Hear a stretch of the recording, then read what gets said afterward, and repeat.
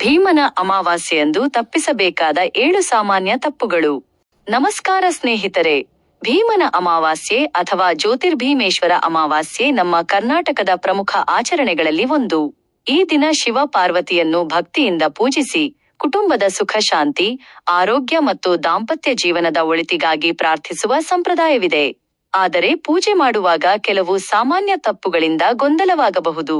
ಹಾಗಾದರೆ ಸ್ನೇಹಿತರೆ, ಭೀಮನ ಅಮಾವಾಸ್ಯೆಯಂದು ಯಾವ ತಪ್ಪುಗಳನ್ನು ತಪ್ಪಿಸುವುದು ಉತ್ತಮ? ಒಂದೊಂದಾಗಿ ನೋಡೋಣ. 1.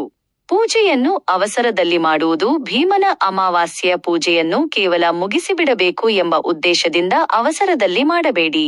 ಸಾಧ್ಯವಾದಷ್ಟು ಮನಸ್ಸನ್ನು ಶಾಂತವಾಗಿಟ್ಟುಕೊಂಡು ಭಕ್ತಿಯಿಂದ ಪೂಜೆ ಮಾಡುವುದು ಮುಖ್ಯ. 2. ಪೂಜಾ ಸ್ಥಳವನ್ನು ಸ್ವಚ್ಛವಾಗಿಡದೆ ಪೂಜೆ ಮಾಡುವುದು.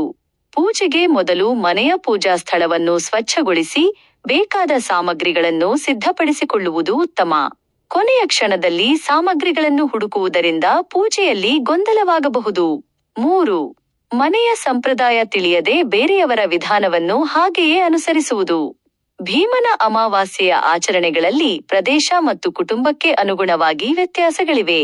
ಆದ್ದರಿಂದ ಬೇರೆ ಮನೆಯವರು ಮಾಡುವ ಪ್ರತಿಯೊಂದು ವಿಧಾನವನ್ನು ನಮ್ಮ ಮನೆಯಲ್ಲೂ ಕಡ್ಡಾಯವಾಗಿ ಮಾಡಬೇಕು ಎಂದು ಭಾವಿಸಬೇಡಿ.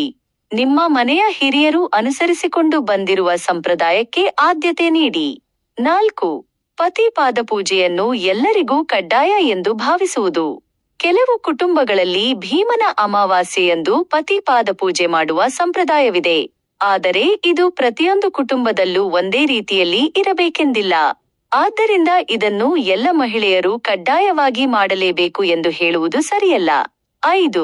ಗೌರಿ ದಾರದ ವಿಧಾನದಲ್ಲಿ ಗೊಂದಲ ಮಾಡಿಕೊಳ್ಳುವುದು. ಗೌರಿ ದಾರ ಅಥವಾ ನೋಂಬು ದಾರದ ಗಂಟುಗಳ ಸಂಖ್ಯೆ, ಕಟ್ಟುವ ವಿಧಾನ ಮತ್ತು ಆಚರಣೆ ಕುಟುಂಬದಿಂದ ಕುಟುಂಬಕ್ಕೆ ಬದಲಾಗಬಹುದು. ಹೀಗಾಗಿ ಸಾಮಾಜಿಕ ಜಾಲತಾಣದಲ್ಲಿ ಕಂಡ ಯಾವುದೋ ಒಂದು ವಿಧಾನವನ್ನೇ ಎಲ್ಲರಿಗೂ ಸರಿಯಾದ ವಿಧಾನ ಎಂದು ಭಾವಿಸಬೇಡಿ.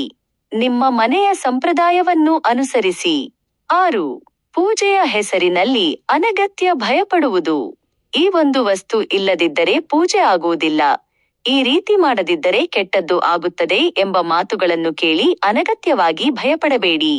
ಭಕ್ತಿಯಿಂದ ಮಾಡುವ ಪ್ರಾರ್ಥನೆಯೇ ಮುಖ್ಯ. ಯಾವುದೇ ಒಂದು ಸಾಮಗ್ರಿ ಸಿಗದಿದ್ದರೆ ಸಾಧ್ಯವಾದಷ್ಟು ಸರಳವಾಗಿ ನಿಮ್ಮ ಸಂಪ್ರದಾಯದಂತೆ ಪೂಜೆ ಮಾಡಬಹುದು. 7. ಪೂಜೆಯ ನಿಜವಾದ ಉದ್ದೇಶವನ್ನು ಮರೆಯುವುದು. ಕೊನೆಯದಾಗಿ, ಭೀಮನ ಅಮಾವಾಸ್ಯೆಯನ್ನು ಕೇವಲ ಆಚರಣೆಗಳ ಪಟ್ಟಿಯಂತೆ ಮಾಡಬೇಡಿ. ಶಿವ ಪಾರ್ವತಿಯ ಭಕ್ತಿ, ಕುಟುಂಬದ ಒಳಿತಿಗಾಗಿ ಪ್ರಾರ್ಥನೆ, ದಾಂಪತ್ಯ ಜೀವನದ ಶುಭ ಮತ್ತು ಮನಸ್ಸಿನ ನೆಮ್ಮದಿ ಇವೇ ಈ ಆಚರಣೆಯ ಮುಖ್ಯ ಉದ್ದೇಶಗಳು. ಆದ್ದರಿಂದ ಪೂಜೆಯಲ್ಲಿ ಶ್ರದ್ಧೆ ಮತ್ತು ಭಕ್ತಿಗೆ ಮೊದಲ ಆದ್ಯತೆ ನೀಡಿ. ಕೊನೆಯ ಮಾತು. ಸ್ನೇಹಿತರೆ, ಭೀಮನ ಅಮಾವಾಸ್ಯೆಯ ಆಚರಣೆಗಳಲ್ಲಿ ಕುಟುಂಬ ಮತ್ತು ಪ್ರದೇಶಕ್ಕೆ ಅನುಗುಣವಾಗಿ ವ್ಯತ್ಯಾಸಗಳಿರಬಹುದು. ಆದ್ದರಿಂದ ಇಲ್ಲಿ ಹೇಳಿದ ವಿಷಯಗಳನ್ನು ಎಲ್ಲರಿಗೂ ಕಡ್ಡಾಯ ನಿಯಮ ಎಂದು ತೆಗೆದುಕೊಳ್ಳದೆ, ನಿಮ್ಮ ಮನೆಯ ಸಂಪ್ರದಾಯ ಮತ್ತು ಹಿರಿಯರ ಮಾರ್ಗದರ್ಶನಕ್ಕೆ ಆದ್ಯತೆ ನೀಡಿ. ಭಕ್ತಿಯಿಂದ ಶಿವ ಪಾರ್ವತಿಯನ್ನು ನೆನೆದು ಕುಟುಂಬದ ಸುಖ ಶಾಂತಿಗಾಗಿ ಪ್ರಾರ್ಥಿಸೋಣ. ಈ ಮಾಹಿತಿ ನಿಮಗೆ ಉಪಯುಕ್ತವಾಗಿದ್ದರೆ ಲೈಕ್ ಮಾಡಿ, ನಿಮ್ಮ ಕುಟುಂಬದವರಿಗೂ ಶೇರ್ ಮಾಡಿ.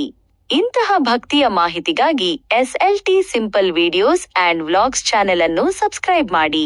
ಮತ್ತೊಂದು ಹೊಸ ವಿಡಿಯೋದಲ್ಲಿ ಭೇಟಿಯಾಗೋಣ. ಧನ್ಯವಾದಗಳು.